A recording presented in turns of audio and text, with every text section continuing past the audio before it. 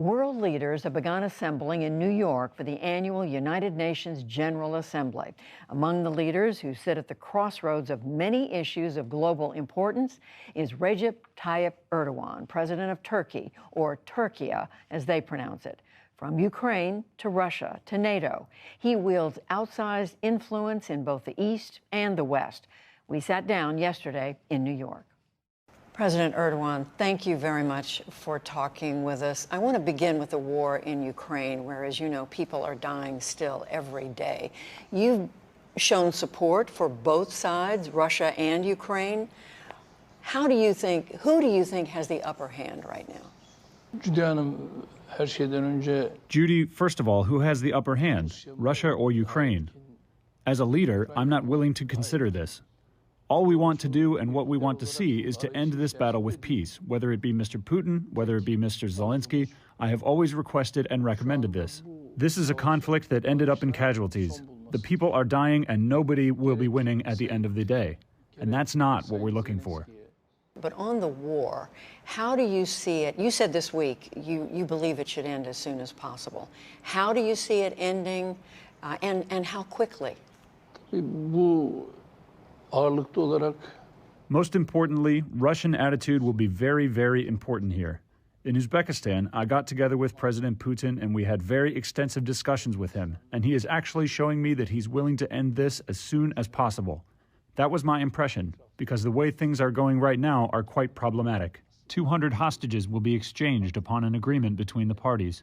I think a significant step will be taken forward. Should Russia be permitted to keep some of the territory it's taken from Ukraine since it invaded in February? Should that be part of a solution to this conflict? No, and undoubtedly no. When we talk about reciprocal agreement, this is what we mean. If a peace is going to be established in Ukraine, of course the returning of the land that was invaded will become really important. This is what is expected. This is what is wanted. Mr. Putin has taken certain steps. We have taken certain steps. The lands which were invaded will be returned to Ukraine. Should Russia be allowed to keep Crimea? Since 2014, we have been talking to my dear friend Putin about this, and this is what we have requested from him. We asked him to return Crimea to its rightful owners. These are our descendants at the same time, the people who are living there. If you were to take this step forward, if you could leave us, you would also be relieving the Crimean Tatars and Ukraine as well. That's what we have always been saying. But since then, unfortunately, no step has been taken forward. Does President Putin recognize that he miscalculated, that he greatly underestimated the will of the Ukrainian people to stand up for their own country? No leader in the aftermath would say that it was a mistake. Nobody will say, yes, I made a mistake. The same thing can be applied to Ukraine as well. Mr. Zelensky, do you think when he was moving forward, does he feel he made a mistake? The leaders, when they take a path, they will find it very difficult to go back. It's very difficult for the leaders to go back. Was this invasion justified by the Russians? Was it justified? Well, no invasion can be justified. An invasion cannot be justified. The Russians went in, and in the last few days, as you know, Mr. President, there have been reports of horrific killings of civilians and soldiers, torture by Russian soldiers of Ukrainian civilians. They found mass graves where the Russian troops have left. Who should be held responsible? And should President Putin be held responsible? About this issue, the most ideal answer could be given as a result of the activities taken by the United Nations. With the activities of the United Nations, a light should be shed on these discussions. If that doesn't happen, as a leader of a country, it will be difficult for me to explain these issues, come up with a statement, or else it will bring us to our position as a country that does not follow a balanced foreign policy. We cannot hold sides. We cannot take sides. And it wouldn't be right for us to do that. If the UN investigations show that there is evidence that Russian soldiers committed these atrocities, and as you know, there have been bombings of hospitals, schools, civilians across Ukraine, should President Putin himself be held responsible? Şimdi böyle bir durum. If an investigation leads to that conclusion, Putin will show his reaction. It's not right to observe Putin as an entirely different person because he is prioritizing the interests of his country and he's fighting for his interests, for his country's interests. Right now, in the battle between these two countries, we are talking comprehensively with Putin. At the same time, we are talking comprehensively with Zelensky. And at the same time, we are talking comprehensively with Guterres. And Guterres is actually talking to all the parties involved. If we are going to reach a conclusion, we are not going to reach that conclusion by taking sides. We are not going to defend a single leader. But instead, we have to be looking for a conclusion that will satisfy all parties involved. I understand what you're saying. At the same time, you're saying Mr. Putin is doing what's in the interest of the Russian people. But does that include killing hundreds, thousands, and many, many more of Ukrainian civilians? Yalnız canım şunu da Judy, we have to see this for what it is. Not only the Ukrainians are dying, but there are so many casualties on the Russian side as well. But they invaded. o ayrı bir konu. Bak ne diyorum? Yani That's a different fact. Yes, it was done. But prior to the breaking out of this conflict, many things had happened. And with the conflict, things have unfolded tremendously. And now we are seeing a certain amount of diminishing casualties. The UN has to reach a conclusion as soon as possible.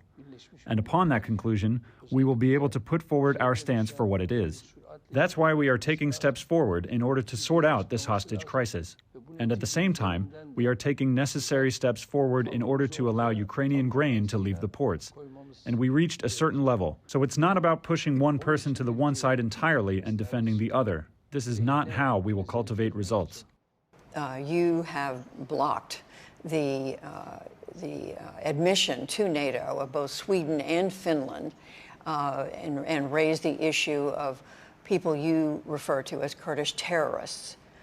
Are you close to resolving this? I know that they've asked Turkey to provide evidence that these people you want them to deal with are terrorists.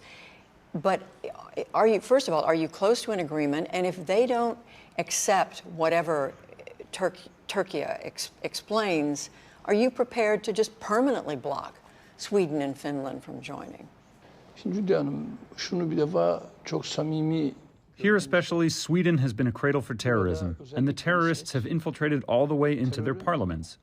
And in Stockholm, we see terrorists are demonstrating all the time. The banners, the poster of the leader of the terrorist organizations are abound. They are demonstrating, they are throwing slogans, and they're attacking the innocent Turkish descendants in Stockholm. And we have given all the evidence relevant to these developments to our Swedish interlocutors. Finland, on the other hand, they're not like Sweden. They're a bit more calm, and they have more control over the developments. But Sweden is not like that. They're always using certain reasons. They're always using certain excuses. They always talk about the Constitution. And as the reigning principle of the Constitution, they value the freedom of expression. And in return, I say terrorism has nothing to do with the freedom of expression. And the Turkish parliament is the eventual decision maker. You will be facing the voters of your country next year for re-election. Do you believe you'll win, or could Turkey go in another direction? Biz şu anda seçimleri kazanmanı. We have no concerns about winning the elections. Nobody will replace us because there is no alternative. I have to ask you because you're in the United States, and as you know, we've had an election here in the last 2 years where one of the people who was running did not accept the results and challenge them. Could you see something like that happening in Turkey? Yani bu her zaman olan şeylerdir bunlar. Well, these are common things. They happen all the time. There is losing by a great extent, and there's not winning. But we are currently in such a position that we will be able to be triumphant. Last question. Your relationship with the United States, what shape would you say it's in? Yani ideal bir konumdadır diye. I can't say that our relations are ideal. Why? Because our trade volume with the United States is not supposed to be where it is today. And in the defense industry, we are not at the level that we desire. For example, we have the outstanding issue of F-16s. We have procured F-16s from the United States. But instead, certain political decisions are being made resulting in the imposition of sanctions upon Turkey. This is not very becoming of two friendly countries such as the US and Turkey. We have spoken to the Republicans and we have received the support of the Republicans. If we can't get the results out of the United States about the F-16s, what are we going to do? Of course, we're going to take care of our own selves. President Erdogan, thank you very much for talking with us. We appreciate it. Thank you. I would like to thank you so much.